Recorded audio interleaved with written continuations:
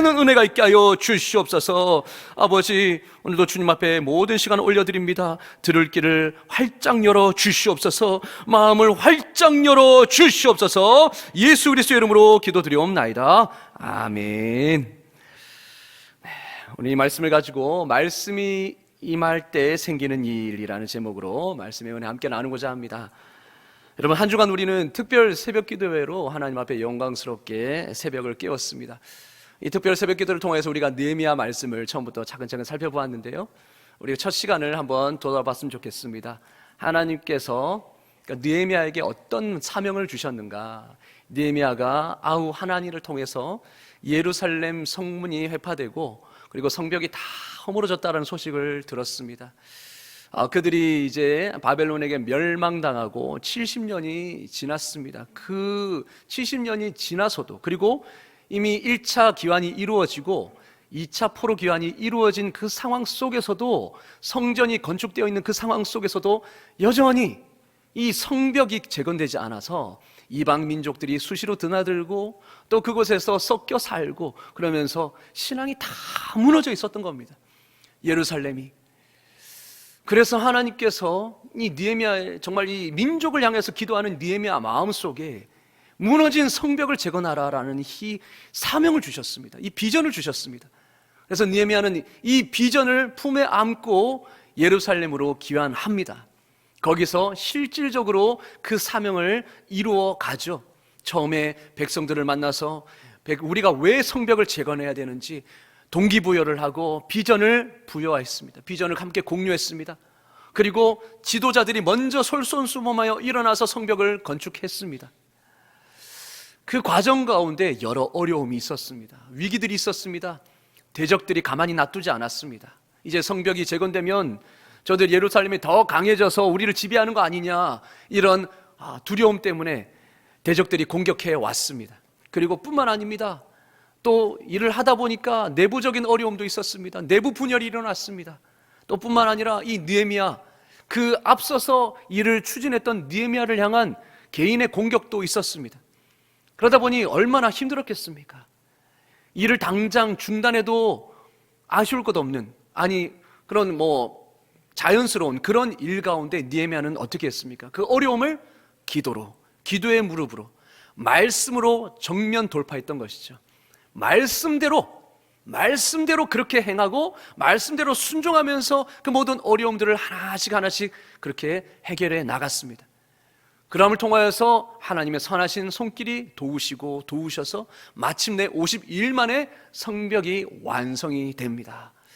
이제 예루살렘 성벽을 재건하고 그 안에 비어있던 그 성은 마련되어 있었지만 그 안에 주민들이 없었습니다. 그러니 그 성을 지킬 만한 사람도 없었던 것이죠. 그러나 느헤미야가 많은 백성들과 함께 그곳을 이스라엘 백성들로 채우기 시작합니다. 자, 이제 외적인 틀이 형성되었습니다. 그릇이 준비되었습니다. 성벽이 다 재건되었습니다. 그리고 내용이 채워졌습니다. 이스라엘 백성들로 채워졌습니다. 그러면 이제 남은 것은 무엇일까요? 질을 고려해야 될 때이죠. 양이 채워졌으면 이제 그 내용의 질을 고려해야 될 때입니다. 그래서 내실을 다져야 하는 것이죠. 그 안에 있는 그 예루살렘 백성들이 말씀으로 바로 세워지지 않으면 아무리 외적인 벽이 세워졌다 할지라도 아무런 소용이 없는 것이죠. 그래서 말씀으로 그들을 개혁하는 것이 필요했고, 무너진 그 말씀의 자리를 다시 회복시키는 것이 필요했습니다. 여러분, 그들은 말씀이 없어서 무너져 있었습니다. 말씀이 없어서 여전히 하나님의 말씀에 떠나 살았고요, 이방인들과 통혼하고 이방인들의 문화에 섞여 살았습니다. 이제 말씀이 없어서 무너진 그 자리를 다시 말씀으로 회복시켜서 진정한 예루살렘, 진정한 하나님의 백성으로 세워갈 필요가 있었던 것입니다. 그렇게 하나님의 이스라엘 회복의 계획은 하나씩 이루어져 갔습니다. 이제 하나님께서 그 모든 상황 가운데 역사하시고 도우시는 것을 경험하니까 이스라엘 백성들 가운데서는 회복에 대한 열망이 모락모락 피어져 갔습니다. 하나님께서 이제 다시 이스라엘을 회복시키시는구나. 그럼을 통해서 동시에 그 마음에 무언가 하나님의 말씀을 갈망하는 마음도 싹트기 시작했습니다. 그동안 율법대로 살지 못했던 자신들의 삶에 무언가 공허함을 느끼기 시작했던 것이죠. 그래서 그 공허함은 하나님의 말씀에 대한 열망으로 자연스럽게 이어져 갔습니다. 그래서 백성들은 에스라에게 부탁합니다. 제사장이고 동시에 학사, 서기관이었던 이 에스라에게 제발 모세 율법을 낭독해달라, 모세 율법을 가르쳐달라라고 요청합니다. 백성들이 먼저 자발적으로 요청합니다. 그래서 모든 백성은 하나님의 율법을 듣기 위하여 넓은 광장이었던 그 수문 앞에 있는 광장으로 모여들기 시작합니다. 여러분, 백성들은 그 자리에 자발적으로 참여하였습니다. 하나님의 말씀을 사모하고 은혜를 사모하는 마음으로 그렇게 자발적으로 참여했습니다. 그들에게는 정말 하나님의 말씀을 듣고 싶은 마음이 생겼던 것입니다. 과연 내가 어디까지 갔나? 하나님의 말씀에 비추어 봤을 때 내 삶은 얼마나 어긋나 있는가? 이것을 알고 싶었습니다. 그래서 모든 백성들은 경건한 기대감을 가지고 성경 낭독을 고대했습니다. 얼마나 경건한 기대감을 가졌는지 5절 6절에서 보면 알 수 있습니다. 한번 보실까요? 에스라가 모든 백성 위에 서서 그들 목전에, 그들 앞에서 율법책을 폈을 때 어떻게 했다고요? 모든 백성이 일제히 다 일어났습니다. 가만히 앉아 있을 수가 없었습니다. 하나님의 거룩한 말씀이 선포된다는데 어떻게 앉아 있을 수 있었겠습니까? 그들은 다 일어났습니다. 그리고 에스라가 위대하신 하나님 여호와를 송축하면서 그 모든 백성이 손을 들고 아멘 아멘 하며 또한 엎드려 하나님 앞에 경배했습니다. 여러분, 이것을 보니까 백성들이 얼마나 하나님의 말씀을 사모했는지 아시겠죠? 그런 열망과 사모하고 기대하는 그 마음 속에 하나님 말씀의 역사를 일으키시는 것입니다. 여러분, 우리도 마찬가지입니다. 여러분, 만약 아무리 하나님의 말씀이 선포된다 할지라도 백성들이 그렇게 한 것처럼 기대하지 않고 열망하지 않고 사모하지 않는다면 실제로 그 말씀은 우리에게 아무런 유익이 없습니다. 하나님의 말씀이 선포될 때에 그 말씀이 우리에게 효력이 있기 위해서는 성령께서 우리의 마음을 만져주셔야 합니다. 우리의 마음이 옥토밭이 될 수 있도록 만져주셔야 합니다. 옥토밭이 되었을 때 우리는 사모하는 마음이 생기고요, 말씀을 기대하는 마음이 생깁니다. 마음이 활짝 열리는 것이죠. 마태복음 5장은 이렇게 말합니다. 예수님께서 의에 줄이고 목마른 자는 배부를 것이다. 복이 있나니 저희가 배부를 것이요 라고 말합니다. 의에 줄이고 하나님의 말씀에 줄이고 목마른 사람이 은혜를 받을 것이다. 그 말씀을 깨닫게 되고 그 은혜를 받을 것이다 라고 말씀합니다. 그래서 여러분, 하나님의 그 말씀에 대한 반응은요, 말씀에 대한 열망과 기대에 비례하는 것입니다. 기대와 열망이 클수록 반응은 더 크게 오는 것입니다. 물론 말씀을 전하는 자의 역할도 그만큼 중요하죠. 왜냐? 청중들이 잘 알아들을 수 있도록 전하는 것도 전하는 자의 사명입니다. 하지만 여러분, 기대한 만큼, 사모한 만큼 하나님께서 은혜를 부어주시는 것을 우리가 경험해서 알고 있지 않습니까? 사랑하는 성도 여러분, 하나님의 말씀을 기대하고 계십니까? 하나님의 말씀을 사모하고 계십니까? 사무엘 말씀처럼 주여 말씀하옵소서, 주의 종이 듣겠나이다. 하나님이 말씀해 주시면 주의 종은 그것을 듣고 순종하겠습니다. 여러분, 이 기대감이 우리에게 있냐라는 것입니다. 여러분, 우리는 말씀의 홍수 속에 살고 있습니다. 미디어를 틀어보면요, 어떤 유명한 명설교자의 말씀이 그냥 흘러나옵니다. 요즘은 핵심만 딱 간추려가지고 쇼츠라고 해가지고 한 1분 내에 그 말씀을 다 그렇게 전하는 프로그램도 있습니다. 그걸 보면요, 정말 그 말씀 30분의 그 말씀이 1분으로 요약되어서 핵심만 우리가 딱 들을 수 있어요. 얼마나 감동이 되고 은혜가 되는지 모릅니다. 그런데 또 끝나면 또 다른 목사님이 나와서 또 다른 말씀을 전해주십니다. 계속해서 우리는 그 말씀의 홍수 속에서 살고 있습니다. 그러다 보니 말씀에 대한 기대감이 예전보다 많이 사라진 것을 우리가 봅니다. 예전에는 하나님 말씀을 들으려면 어떻게 해야 됩니까? 목욕을 재개하고 옷을 단정하게 입고 그 수백 리나 되는 그 거리를, 때로는 산을 건너서 그렇게 예배당을 찾아와야 했습니다. 그러니 사모하는 마음도 더 크죠. 거리가 길수록 사모하는 마음이 더 생기는 것 같습니다. 그래서 사모함으로 나온 그 말씀을 하나라도 놓치지 않으려고 그렇게 귀를 기울이면서 잠 오는 마음을 꼬집어가면서 그렇게 깨워서 그렇게 들었던 우리 신앙의 선배들의 삶을 우리가 알지 않습니까? 그런데 요즘은 그냥 누워서도 말씀을 들을 수 있고요, TV를 틀면 말씀이 나오고요, 그러다 보니 말씀에 대한 기대감이 점점 더 사라지는 것 같습니다. 같은 내용을 수도 없이 듣고 또 이런저런 해석을 들어보다 보니 나름대로 비교하면서 그 말씀에 대한 깨달음과 생각의 틀이 잡혀갑니다. 그러면서 자연스럽게 기대감도 살짝 줄어드는 거죠. 아유, 아는 말씀이네, 또 저런 내용으로 하겠지, 그러면 마음으로 기대조차 사라지는 모습들이 우리에게 점점 있습니다. 그러나 제가 이 말씀을 준비하고 읽으면서 느끼는 것은, 말씀은 들을수록 읽을수록 날마다 새롭다라는 겁니다.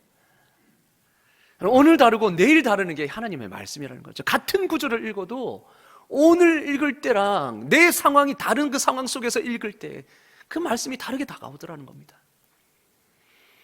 바울은 이렇게 말합니다. 빌립보서 3장 1절에서 너희에게 같은 말을 쓰는 것이 내게는 수고로움이 없고 너희에게는 안전하니라. 같은 말을 하는 것이 내게는 수고로움이 없고 너희에게는 오히려 더 안전하다 말합니다. 바울도 같은 내용을, 십자가의 복음을 계속 동일하게 전했습니다. 그럼에도 그들은 그 말씀을 듣고 또 듣고 말씀이 세워지고 믿음이 세워져서 더 안전할 수 있었다라는 거죠. 하나님의 말씀은 진리의 말씀이고요, 우리의 영혼을 지켜주는 든든한 성벽이기 때문에 아무리 많이 들어도 우리에게는 좋은 약이 되는 것입니다.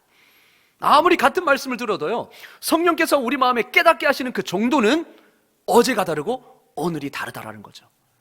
어제는 여기까지 알았다면 오늘 또 같은 말씀을 들었는데도 한 단계 더 나아가는 겁니다.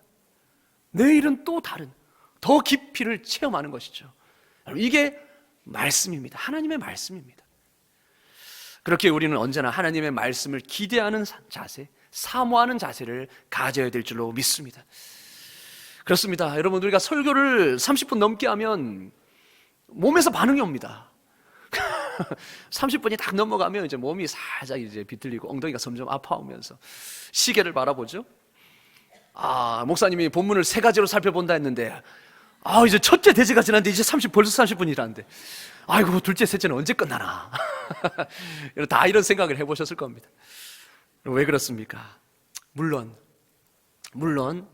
또 우리의 몸이 힘들고 때때로는 아는 내용이 나와서 때로는 그런 부분이 있겠지만, 우리 안에 말씀에 대한 그 기대감이 점점 더 희미해져 가고 있지 않는지 우리가 다시 한번 살펴보기를 원합니다. 너무 익숙하기에 어쩌면 식상해졌는지도 모르겠습니다. 이런 예배 형식이 매주 거듭되다 보니 식상해질 수도 있습니다.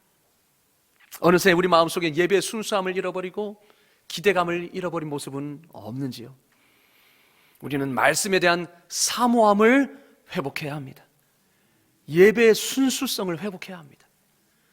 그 말씀이 하나님의 말씀이라는 이유만으로 우리는 기대할 수 있어야 합니다.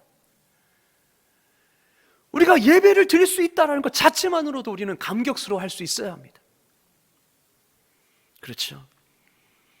여러분, 그리고 우리는 말씀을 다 안다고 착각하지 말아야 합니다. 요즘 프로그램 중에 티처스라는 프로그램이 있습니다. 티처스, 선생님이죠. 1타 강사, 학원 강사님이 나와서 필요한 학생들을 지도해주고 1대1로 그렇게 코치해주는 그런 내용인데요, 아이들이 그 지도를 받으면서 변하는 그런 공부의 학습의 능력이 향상되는 그런 프로그램입니다. 자, 그런데 거기 1타 강사 선생님 중에 수학 선생님이 계시는데, 틀리는 곳에서 계속 틀리는 학생이 있어요. 그렇게 다시 점검해주고 하는데도 틀리는 곳에서 계속 틀리는 겁니다. 그러니 그 선생님이 그 이유에 대해서 이렇게 설명을 하는 장면이 나왔습니다. 이 자신은 안다라고 생각하고 넘어가는데 다음에 또 틀린다는 것은 결국 모른 채로 넘어가고 있다는 말입니다. 안다라고 생각하면서 넘어가는 게 아는 게 아니라는 거죠. 그냥 모르면서 그냥 넘어간다는 겁니다. 자신은 안다고 생각할지 모르지만 실상은 알고 보면 모른다는 거죠. 그러니까 자신이 모른다는 것조차도 모르고 그냥 넘어가는 겁니다. 그러니 똑같은 유형의 문제를 만나도 또 틀려버리는 것이죠. 그러니까 완벽하게 알고 넘어가라라는 겁니다. 자, 우리도 마찬가지입니다. 여러분, 우리가 말씀을 안다라고 생각하지만 말씀을 안다면 왜 똑같은 문제로 우리는 계속 넘어집니까? 그 말씀을 안다라고 생각하면서 왜 똑같은 문제에 넘어집니까? 왜 우리 삶에는 변화가 없이 똑같은 모습으로 그렇게 사느냐는 거죠.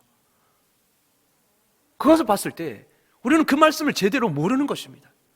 안다라고 생각하지만 착각하는 것이죠. 말씀을 안다면 변화가 일어나는 것이 당연하지 않습니까? 그렇다면 말씀이 내 안에 진짜 역사하고 있고 말씀을 정말 내가 깨달아 알고 있다라는 그 사실을 어떻게 알 수 있을까요? 말씀이 내 안에 진정으로 역사할 때 그것을 어떻게 알 수 있냐는 겁니다. 그것은 증거로 알 수 있습니다. 오늘 말씀이 진정으로 백성에게 임하니까 그 백성들이 그 말씀을 진정으로 깨달아 아니까 나타나는 현상들이 세 가지가 있었습니다. 바로 첫 번째는 말씀은 회개의 역사를 불러일으키더라는 겁니다. 여러분, 에스라가 하나님의 율법을 낭독하고 그 뜻을 해석하여서 백성들로 다 깨닫게 했습니다. 그 당시에는요, 왜 레위인들이 백성 주위를 다루면서 왜 해석을 해줬느냐? 그 해석이라는 게 해석이 아니라 사실은 번역입니다. 통역입니다. 왜냐, 그 당시에 하나님의 율법은 히브리어로 적혀 있었죠. 그런데 그 백성들이 멸망하고 바벨론 포로로 잡혀간 후에 70년 동안 그들의 땅, 이방 땅에서 살았습니다. 바벨론, 그리고 페르시아, 그것을 거쳐가면서 그들의 언어를 습득했겠죠. 그러니까 70년이 지나면서 이제 모국어는 잊어버렸던 겁니다. 그 당시에 살았던 그 땅의 아람어를 알았던 거죠. 그러니 히브리어로 낭독해도 그들은 못 알아들었습니다. 그러니 레위인들이 그 백성들 가운데 서서 에스라가 낭독할 때마다 그것을 아람어로 통역을 해줬던 겁니다. 그것을 율법을 해석했다라고 오늘 성경 말하죠. 그래서 계속해서 통역해줘서 밝히 깨달아 알게 했다는 거죠. 그때의 백성들이 보였던 반응은 바로 눈물이었습니다. 9절 상반절 한번 다 같이 읽겠습니다. 시작. 백성이 율법의 말씀을 듣고 다 우는지라. 들었던 백성들은 다 울었습니다. 예외 없이. 이것은 성령으로 말미암은 강한 회개의 운동이었죠. 역사였죠. 이 눈물의 의미는 무엇입니까? 이때까지 모르고 지었던 그 죄를 깨달은 그때의 눈물이었습니다. 아, 내가 몰랐구나. 알고 보니 내가 정말 주님 앞에 이런 큰 죄를 지었구나. 그리고 하나님의 말씀에 무지했던 옛 자신의 과거를 향한 눈물이었습니다. 몰라서 불순종한 것이 그들의 신앙의 양심을 찔렀던 것입니다. 잊고 지냈던 죄악들이 주마등처럼 스쳐 지나갔던 것입니다. 말씀은 이런 능력이 있습니다. 말씀은 우리의 심령을 쪼개서 마음 깊숙하게 있는 그 죄악까지도 밝히 드러내 보이는 것이죠. 우리가 말씀을 제대로 깨달아 알면 이런 역사가 우리 안에 일어나는 것입니다. 백성들은 그것을 깨달았습니다. 아, 우리 죄악 때문에, 우리 민족의 죄악 때문에 우리가 멸망당하고 포로로 잡히게 된 것이구나. 예전에는 그걸 알지 못해서 남 탓을 하고 하나님 탓을 해왔는데 알고 보니 모두가 내 탓이었구나. 그리고 나서 지금 자신들이 선 자리의 의미를 알게 되었습니다. 자신들이 어떻게 해서 이 자리에 서 있을 수 있었는가? 그것은 바로 하나님이 약속을 신실하게 지킨 결과였습니다. 나와 이런 민족의 이런 죄악에도 불구하고 하나님은 우리를 버리지 않으시고 70년 후에 포로에서 돌아오게 하리라는 그 언약을 성실하게 이루셨던 것입니다. 그러니까 자기들이 이 자리에 서 있을 수 있었던 것이 바로 하나님의 놀라운 은혜의 결과였음을 알게 됐던 것이죠. 하나님의 긍휼과 인자하심이 끝이 없기 때문에 일어난 이 자리.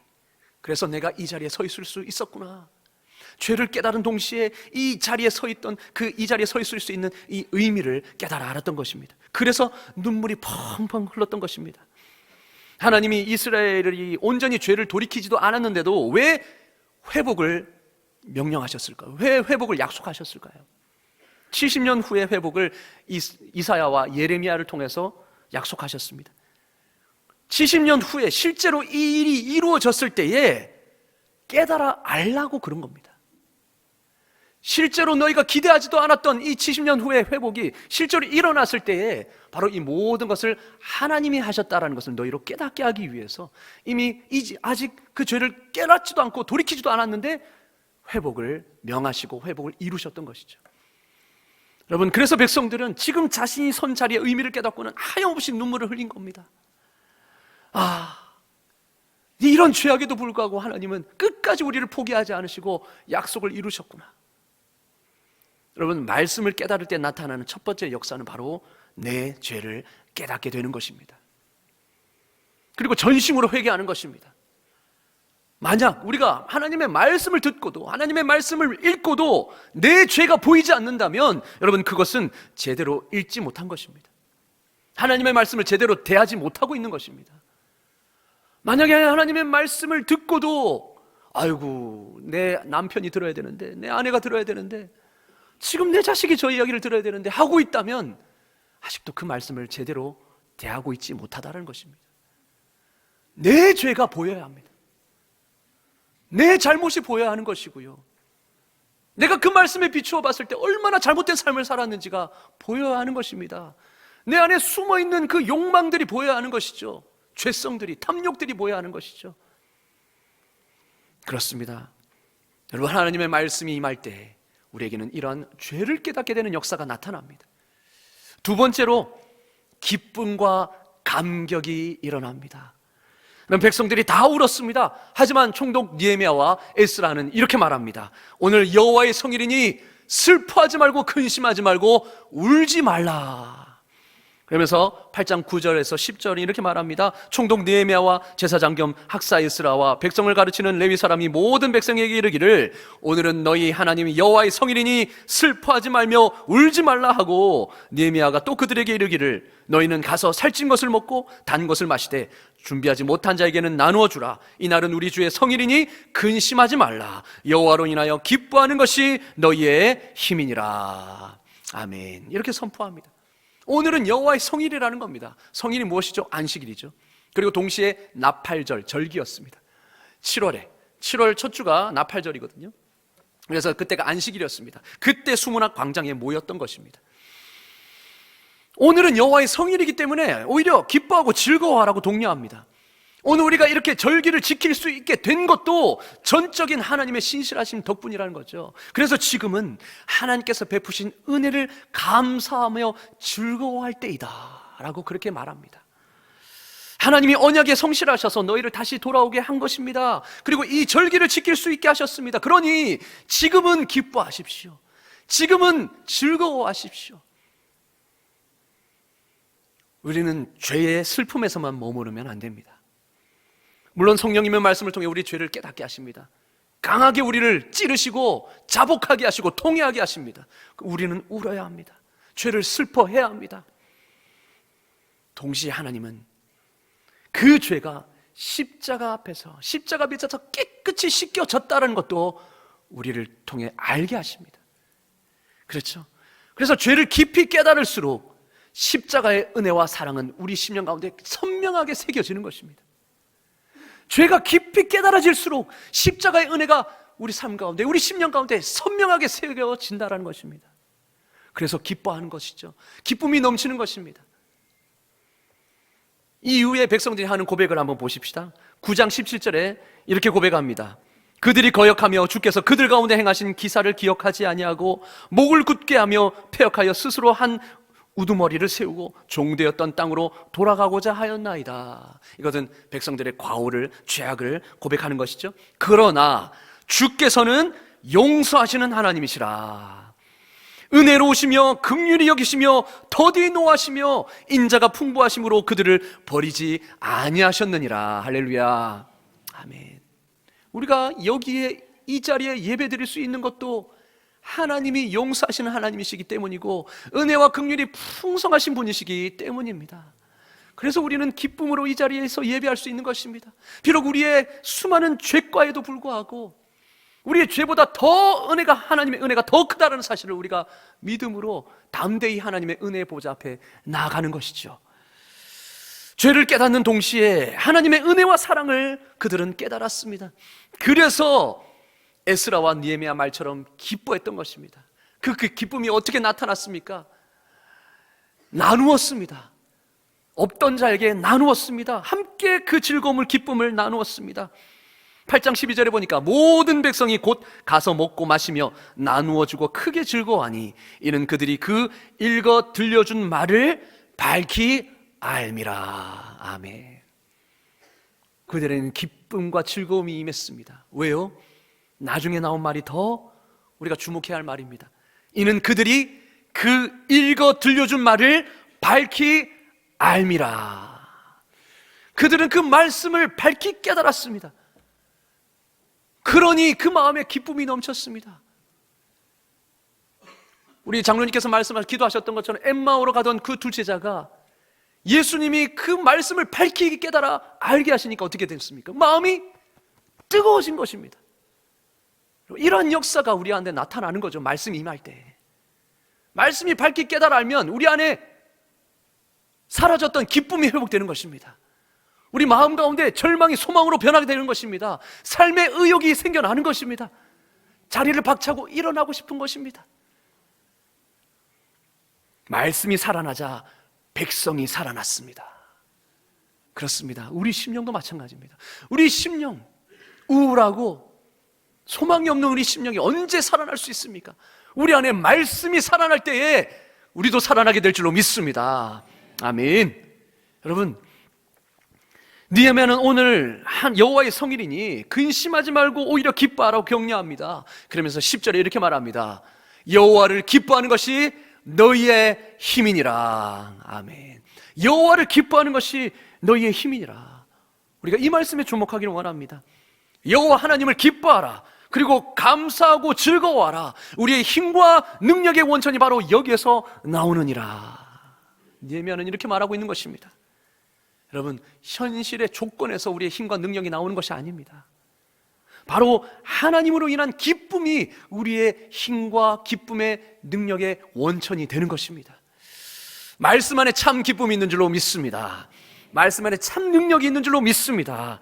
그래서 우리는 말씀 안에서 참 기쁨과 감격을 맛볼 수 있기를 주의 이름으로 축원합니다. 아멘. 말씀이 임할 때 이러한 기쁨이 임합니다. 마지막으로 말씀이 임할 때 삶의 변화가 나타납니다. 삶으로 이어집니다. 백성들은요, 말씀을 깨닫고 나서 즉각 어떻게 하느냐? 16절에 한번 보실까요? 상반절입니다. 16절. 백성이 이해는 뭡니까? 이 말을 듣고 즉시 어떻게 했다고요? 나갔습니다. 뭘 하러 나갔겠습니까? 순종하러. 그 말씀을 지키기 위해 나갔습니다. 왜냐? 말씀에는 초막절을 지키라고 명령하고 있거든요. 그때가 나팔절이라고 했죠. 7월 15일이 초막절입니다. 그러니 이제 초막절을 지킬 때가 된 것이고 그 말씀을 밝히 깨달아 알았으니 이제 우리가 해야 될 것이 명확히 보이는 것입니다. 그래서 그 말씀을 듣고 즉시 나아가서 순종합니다. 종려나무 가지를 꺾어서 장막을 만들기 시작합니다. 여러분, 즉각 행동으로 나타났습니다. 말씀을 밝히 알았으면 행함으로 이어져야 합니다. 그것이 진정한 알미입니다. 이것이 말씀이 진정으로 내 안에 임할 때 나타나는 현상입니다. 반응입니다. 행함으로, 삶으로 이어지는 것이죠. 왜냐? 하나님의 말씀은 살아있거든요. 운동력이 있거든요. 예리하거든요. 그래서 현실에서 역사하면서 우리의 삶을 변화시킵니다. 이것이 말씀의 진짜 능력입니다. 여러분, 진정한 알은 행함으로 반드시 이어집니다. 그래서 우리는요, 사실 우리는 행하는 만큼만 아는 것입니다. 행하는 만큼만 아는 것입니다. 아는 만큼 행하고 행하는 만큼만 아는 것입니다. 여기에 비추어 볼 때 여러분, 이 세 가지에 비춰 볼 때 여러분은 말씀의 역사를 체험하고 계십니까? 여러분이 알고 있다고 생각하는 그 말씀 얼마나 삶으로 이어지고 있습니까? 듣고 깨달은 말씀이 삶으로 이어지는 퍼센티지가 몇 퍼센트 정도 되십니까? 삶으로 이어지지 않는 말씀은 제대로 아는 말씀이 아닙니다. 그저 우리가 안다라고 착각할 뿐이죠. 여러분, 말씀이 내 안에 체화되기까지 묵상하고 기도로 내 죄성과 싸워내지 않으면 삶으로 이어지지 않습니다. 말씀을 그냥 읽고 넘어가는 것으로 그 말씀이 내 안에 체화가 될까요? 묵상이 무엇입니까? 묵상은 그 어느 하나님의 말씀의 한 문장에 머물러 서 있는 것입니다. 그래서 그 말씀이 내 심령에 가득히 잠기기까지 읽는 것입니다. 그래서 내 심령에 하나의 인이 박혀지는 것이 바로 묵상입니다. 우리는 살면서 하루에 하나님의 말씀을 얼마나 묵상하십니까? 그 말씀에 얼마나 우리가 머물러 있습니까? 우리가 묵상하지 않으면 그 말씀이 내 삶에 체화되지 않습니다. 그리고 우리는요, 그 말씀을 밀어내는 그런 강한 죄성이 있습니다.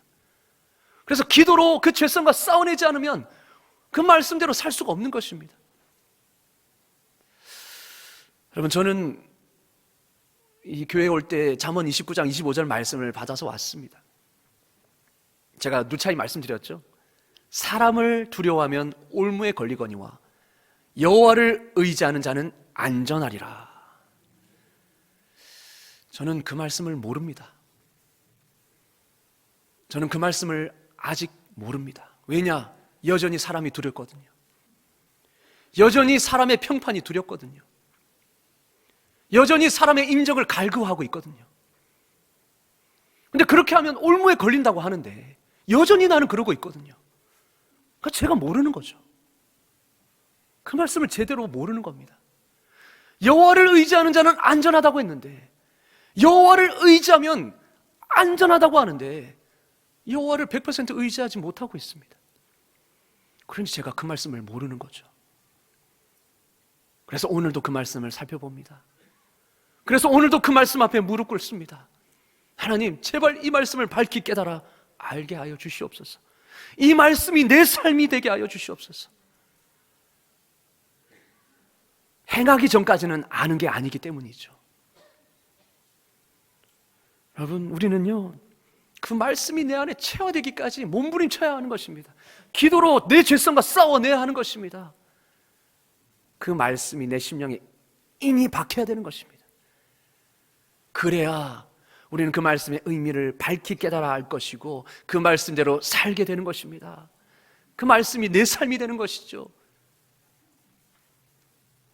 이를 위해 올 한 해 여러분, 말씀을 어떻게든 하나라도 더 밝히 깨달아 알 수 있는 여러분 될 수 있기를 주의 이름으로 축원합니다. 아멘. 여러분, 제대로 알아야 합니다. 말씀이 우리 삶에 제대로 임해야 합니다. 그래서 이런 역사들이 나타나야 하는 것입니다.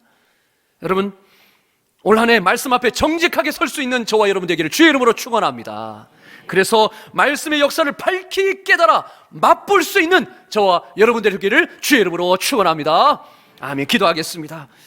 하나님 아버지, 말씀에 대한 기대감이 현저히 사라지고 있는 이때 다시 한번 말씀의 기대감을 회복시켜 주시옵소서.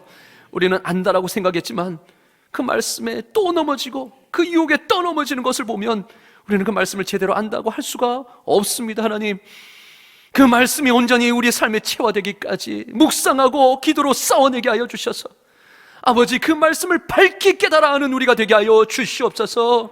올 한 해는 하나님, 한 말씀이라도 제대로 순종하며 살아가는 삶이 되기를 원합니다. 말씀 앞에 머물러 있게 하여 주시고, 말씀 앞에 무릎 꿇게 하여 주시고, 말씀 앞에 눈물을 흘며 회개하게 하여 주시고, 말씀 앞에 기뻐 뛰며 찬양하게 하여 주시며, 말씀을 삶으로 살아내는 오늘 한 해의 삶이 되게 하여 주시옵소서. 예수 그리스도 이름으로 기도드리옵나이다. 아멘.